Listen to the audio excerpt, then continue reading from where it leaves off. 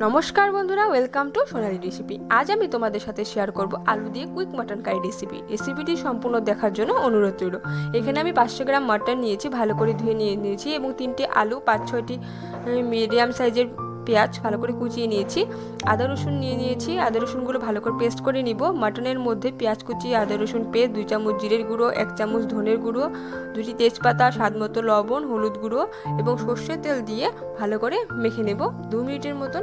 ভালো করে কিন্তু মশলাগুলোর সাথে মাংসগুলো ভালো করে মেখে নিতে হবে, যাতে মশলাগুলো কিন্তু ভালো করে মাংসের মধ্যে কিন্তু ঢুকে যায়।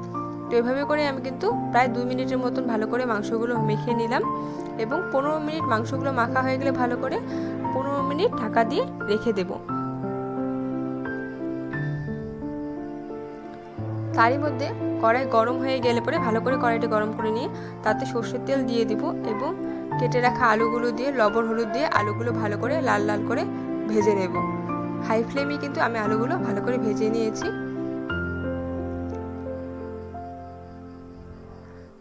এবং তেল ঝরিয়ে কিন্তু আলুগুলো তুলে নেব। তো আলুগুলো ভাজা হয়ে গেছে, সে একই কড়াইতে আর অল্প সর্ষের তেল দিয়ে দেব ফোড়নে গোটা গরম মশলা, অল্প জিরে, শুকনো লঙ্কা এবং একটি পেঁয়াজ ভালো করে কুচিয়ে নিয়েছি লম্বা লম্বা করে। মিডিয়াম ফ্লেমেই কিন্তু হালকা লাল লাল করে ভেজে নিয়েছি। ভাজা হয়ে গেলে ম্যারিনেশন করে রাখা মাংসগুলো দিয়ে দেব এবং মিডিয়াম টু হাই ফ্লেমেই কিন্তু মাংসগুলো কষিয়ে নেব ঢাকা দিয়ে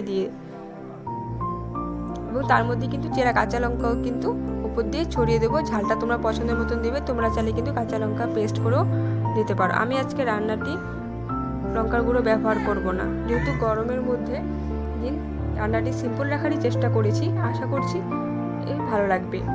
আর হ্যাঁ, সরি বন্ধুরা, আমি প্রায় 2 মাস ধরেই কিন্তু লং ভিডিও আপলোড করতে পারছি না, তার জন্য আমি অনেক দুঃখিত। এখন থেকে সপ্তাহে প্রায় একদিন লং ভিডিও দেওয়ার চেষ্টা করব। আর শর্টস ভিডিও তো আমি প্রায় আপলোড করতেই থাকি, তোমরা নিশ্চয়ই অবশ্যই দেখবে। সকলেই পাশে থাকো। মটন ভালো করে কষা হয়ে গেলে পরে তখন কি সুন্দর কষা হয়ে গেছে। ভালো করে কষা হয়ে গেলে পরিমাণ মতন জল দিয়ে ঢাকা দিয়ে সেদ্ধ করে নেব। আর হ্যাঁ, তোমরা কমেন্টে তোমাদের পছন্দের রান্নার রেসিপি আমার সাথে শেয়ার করতে পারো। তোমাদের শেয়ার করা রেসিপি আমি কিন্তু অবশ্যই বানাবো এবং সেই ভিডিওতে তোমাদের নাম তুলে ধরবো। তোমাদের সাথে কথা বলতে বলতে কিন্তু আমাদের প্রায় মটন কারিও কিন্তু একবারে তৈরি হয়ে গেল। নামানোর আগে কিন্তু গরম মশলা গুঁড়ো দিয়ে কিন্তু নামিয়ে দেব।